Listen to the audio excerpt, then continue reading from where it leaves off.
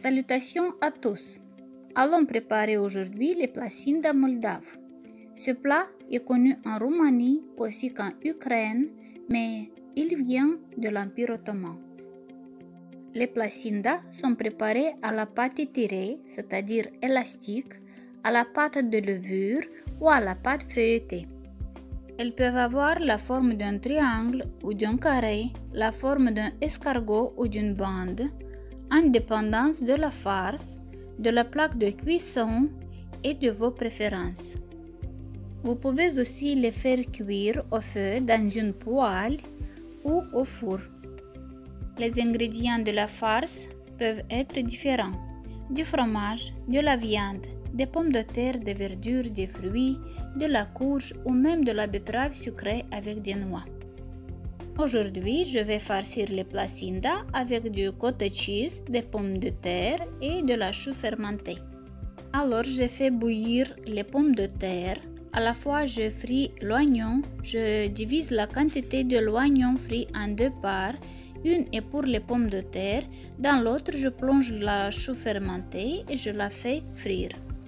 Après, je prépare la farce de cottage cheese en y ajoutant beaucoup d'anettes, de persil et de feuilles d'oignon vert, un œuf et du sel. Je commence à combiner les ingrédients pour la pâte. Je vais préparer les placinda à la pâte étirée. Vous pouvez trouver la quantité des ingrédients dans la description sur la vidéo. La farine a été tamisée en avance pour qu'elle soit riche en oxygène.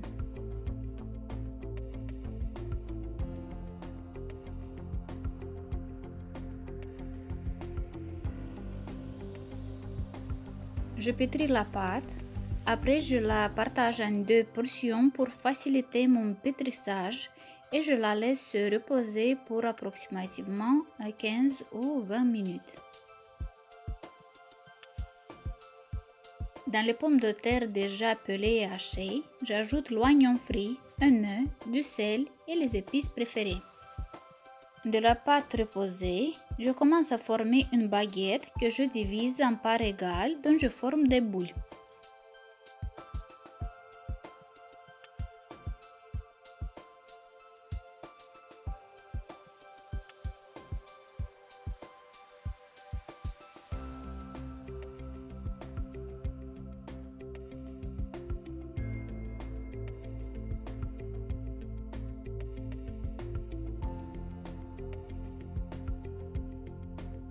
De chaque boule, je forme une galette que je graisse abondamment avec de l'huile. La plaque de cuisson est déjà graissée à l'huile et je commence à former les placinda. Pour cela, je renverse les galettes et je tire la pâte. La pâte doit être élastique et ne doit pas laisser de trous. Si vous avez de la pratique, vous pouvez manipuler avec ce processus assez vite.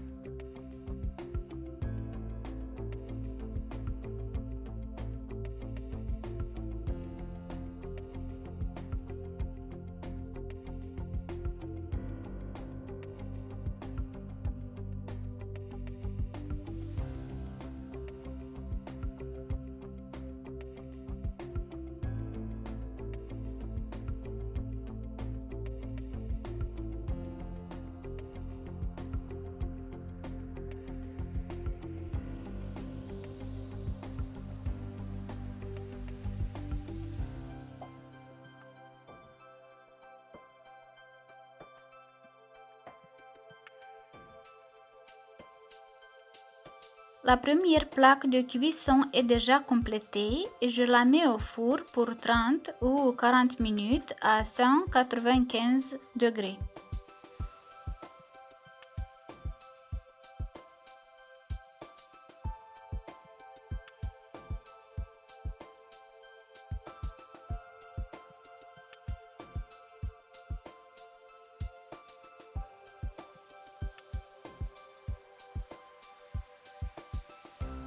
Quand on nous reste 5 ou 10 minutes jusqu'à la fin de la cuisson, j'applique sur la placinda de l'œuf battu.